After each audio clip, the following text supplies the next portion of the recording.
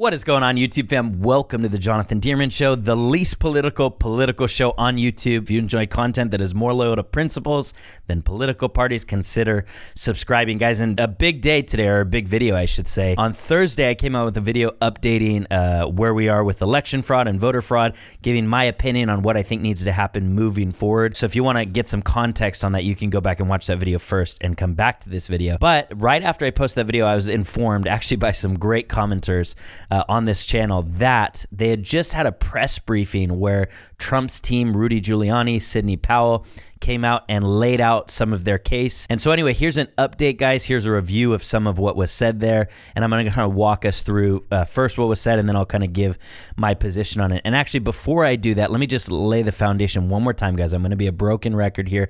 I'm going to keep saying it throughout this whole process, which is that I am open to the results of the investigation. I want to get to the truth. I think you want to land at the truth. If the truth is that there was mass voter fraud, and that's the reason why Biden won, I want that to be exposed, and it should flip back, and Trump should remain in the White House. But if it turns out there isn't sufficient evidence to prove that, then Biden needs to remain the winner, and Biden needs to get into the White House come January.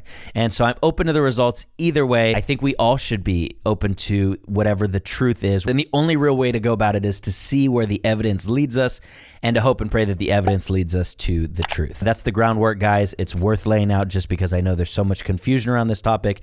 There's so many different opinions on it, and then there's so many different partisan views and battle lines that are drawn between parties here, and so I just think it's important to lay that groundwork. So with that being said, let's review what was said at this press briefing, and then we'll kind of wrap it up, and I'll give my summary of it. So first of all, there's many different things that were said, so I can't go through all of it, obviously. One of the things that was said, though, was that in Pennsylvania, after Election Day was over, that they were still receiving mail-in ballots, which was to be expected, but they needed to have been postmarked correctly. However, they're saying that some of them were not postmarked correctly, but they believe that people went in and actually added the postmark in there and counted those votes, which would be terrible. You're not supposed to do that.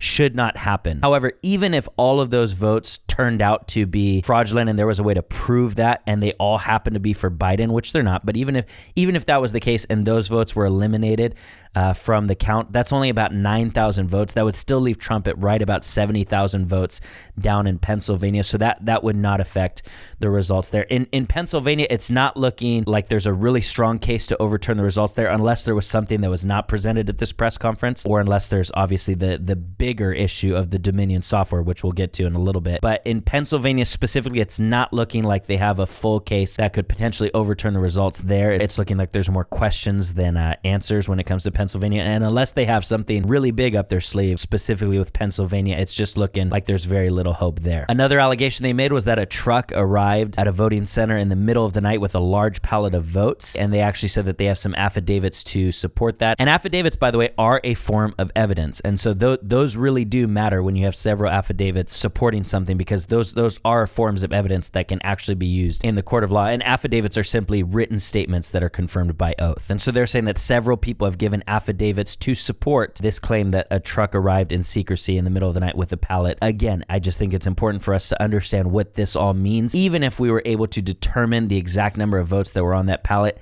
and assume that they were all Joe Biden and mark them all as illegitimate and void, it still would not cause Trump to win the election, because he needs to win several states. So there can't just be one or two things that end up being true and end up being proven. It needs to be a series of things that are proven to show that there was enough fraud that actually caused Biden to win, but that Trump should be the legitimate winner. And there was a lot that was gone over in this press briefing. I'm just going to hit some of the main points. Obviously, the biggest allegation that came out during this press briefing was with regards to the Dominion software, where Sidney Powell claimed that potentially millions of votes were flipped to go towards Biden instead of towards Trump. Now, the software itself was created with so many variables and so many back doors that can be hooked up to the internet or a thumb drive stuck in it or whatever. But one of its most characteristic features is its ability to flip votes. It can set and run an algorithm that probably ran all over the country to take a certain percentage of votes from President Trump and flip them to President Biden, which we might never have uncovered had the votes for President Trump not been so overwhelming in so many of these states that it broke the algorithm that had been plugged into the system. And that's what caused them to have to shut down. Now, that's obviously a huge claim. That is a big allegation to make, because what you're talking about is the complete brokenness of the American election system. And we've been using the Dominion software in many states for years. And so this wouldn't just bring up issues with this election, but in all the years that the Dominion software has been used. Again, it is some major allegations. Now, if they're true, it would be better for us to deal with the initial fallout of this major blow to America that our election system in many ways has apparently been broken. It would be better for us to deal with that fallout now than for us to just pretend it's not there and continue having a broken system where the American people don't get to choose their officials because there's tampering with the votes. With that being said, let me say this. Major claims require major evidence. And so this is as almost as big of a claim as you can get, is that the entire system of America's voting is broken. Now, Tucker Carlson has apparently been reaching out to Sidney Powell, asking for her to come on and do an interview, but also asking for them to send him evidence so that he can present the evidence to all of his viewers. And anyway, just watch this clip from Tucker. Powell has been all over conservative media with the following story.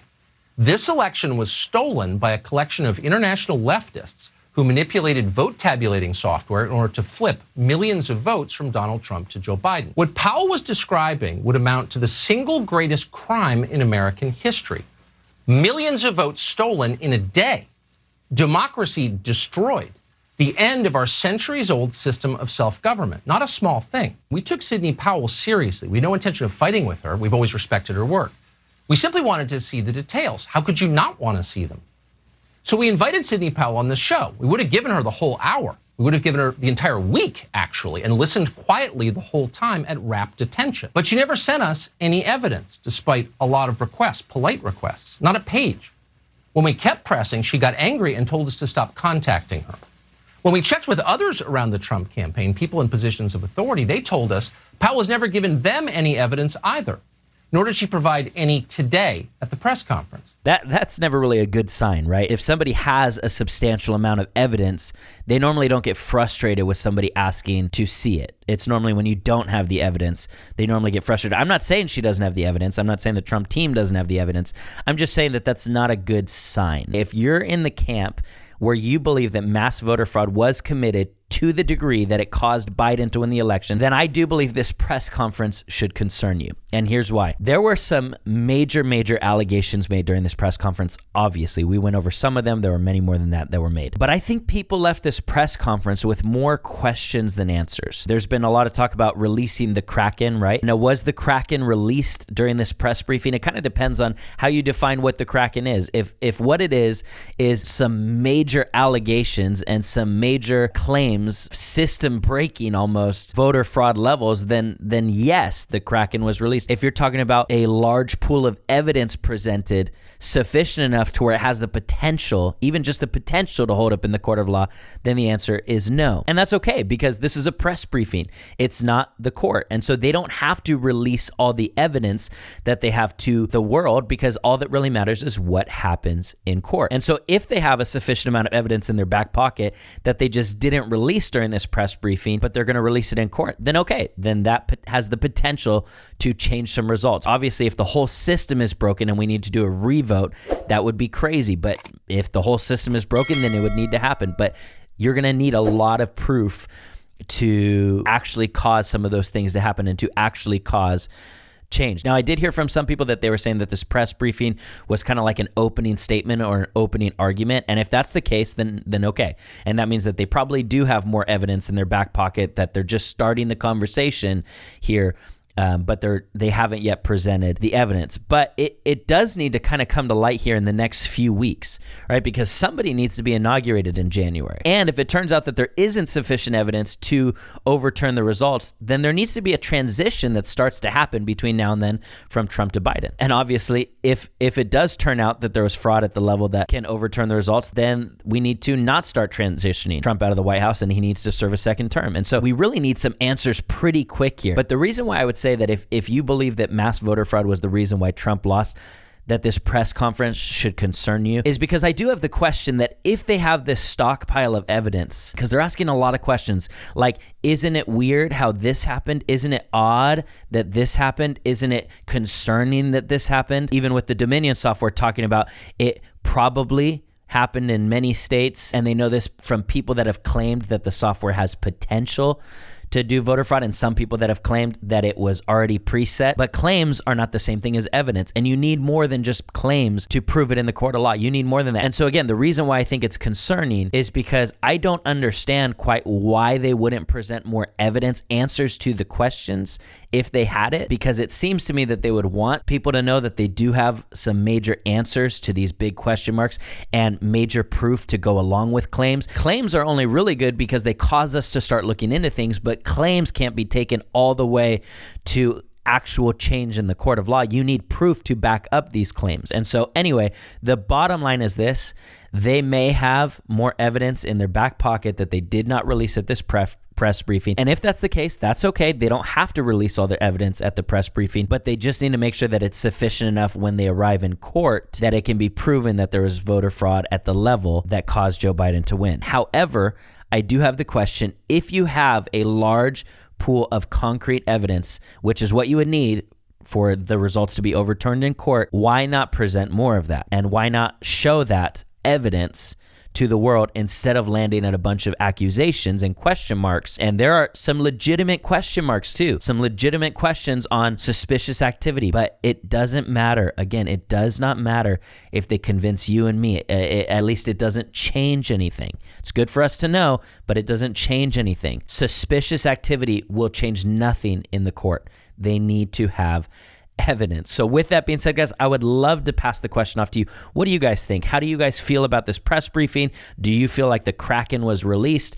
How do you see this moving forward and playing out? I would love to hear from you guys. We're in a crazy, crazy season here, and we need some answers, and we need them very, very quick, and we need to arrive at the truth. Whatever the truth is, that's where we need to arrive. So if you like this video, guys, if you like what I'm trying to do with this channel, make sure to give this video a thumbs up. If you're new around here, guys, join the family. Hit the subscribe button, hit that notification bell so you don't miss out on any of the content. And other than that, guys, I'll see you at the next Jonathan Dierman Show. Peace out.